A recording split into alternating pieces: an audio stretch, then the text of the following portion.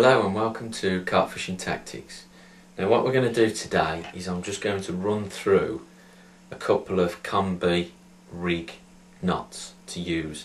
These two basic types that I use, and what I like to use is basically because you can tie nylon to a braid and then another one to tie nylon to a nylon.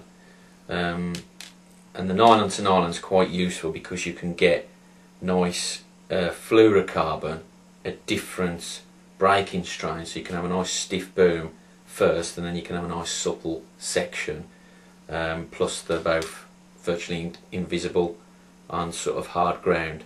So I'll quickly run through the first one. Very simple. So here we have two pieces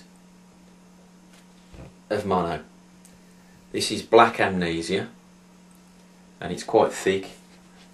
It's 25 pound breaking strain and here's a 12 pound normal monofilament line. So I'll show you this knot quickly. I'll show you in very basic form so you can get the idea, and then I'll show you practicality, what you have to do, you know, tips and hints. So what you do, just get the two side by side, and so you've got overhanging on the one and overhanging on the other side. Give yourself plenty of space, it's quite useful, and then basically form a loop with the two of them as if you're going to do a granny knot. Then simply do a granny knot once through and then just continue with the same process. So that's twice through, 3 times, and then one more, and that's 4 times. So it's a basic loop with the two of them, and then you just go through it 4 times and then start pulling it down, but then as it starts to come down, keeping it all in line and keeping it all straight, obviously soak it well, nice moisture, and then pull together and pull the whole lot. Now the knot will look untidy at first, but that's because you've got a thick mono going onto the thin mono. So obviously the thin mono tends to crunch down and butt up nicely, but the thick one tends to look tangled, but it's not, it's okay.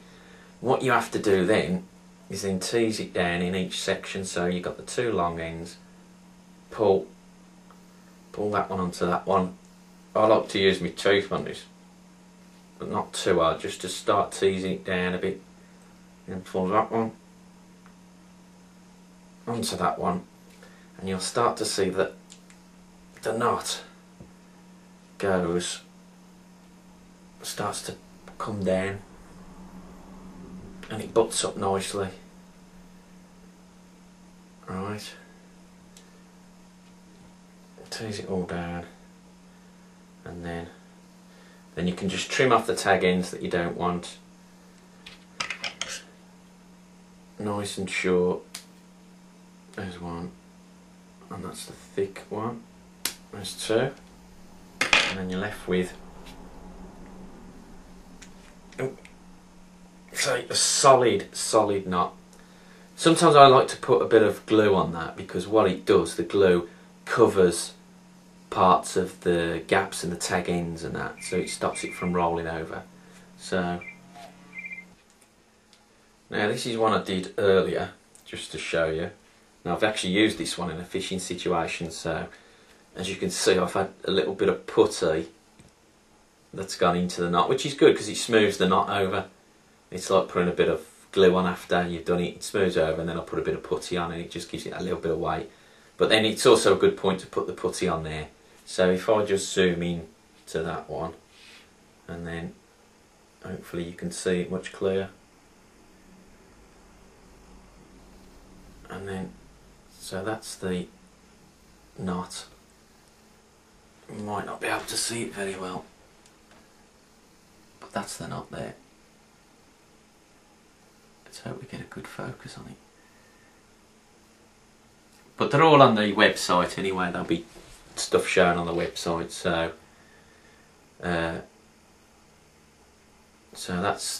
that's it done, and it's been used, it's been tested, and obviously you really need to test these knots really well before using them. Last thing you want to do is end up with a fish. You finally get a run, you end up with a beautiful fish, probably your personal best, and then the knot fails. So it's always best to test it before gluing it. I think it's best to test it, because then if it works without gluing it and it's very strong, then you know the glue is just going to make it that little bit stronger. But look, as you can see, oh no, the knot didn't break, the hook's pulled. So you can see the knot's very strong. That's probably because I've used it and it's weakened it, but just shows you there. It's probably the reason why always best to do fresh rigs when you go fishing. But look, the knot hasn't bust, so the knot's solid. That's probably because I've used too thin a mono as well on that, and it hasn't lasted. So, but one of the tips I will say about that knot, the 4 overturn knots, is when you're doing your hook link side, you're much better off tying it with your hook already on there. That's if you're going to tie your hook with a knotless knot. Yeah, so if you're doing a knotless knot and you're putting the string tube on and you're bringing out for your hair rig on the hook and all that, it's best to do all that section first, but leave it extra long, so you've got plenty of room to play with, because then you can sort of gauge, as you're bringing the loop down and about to tie it, you can gauge and manipulate the size and the length of the actual the supple section. Yeah, see, like that, I've just done that one, and that one stops there. If you can see, if I zoom in again, and what you'll see the amnesia black there, look, and the little knot.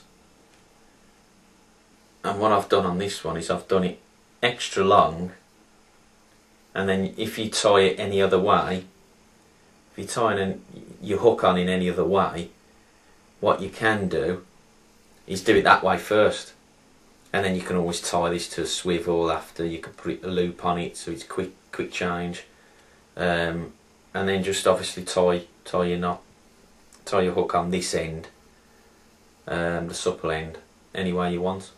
So that's the basic knot. That's strong as hell. It's very good. Again, it's always best to glue it, don't forget. And that's the first knot.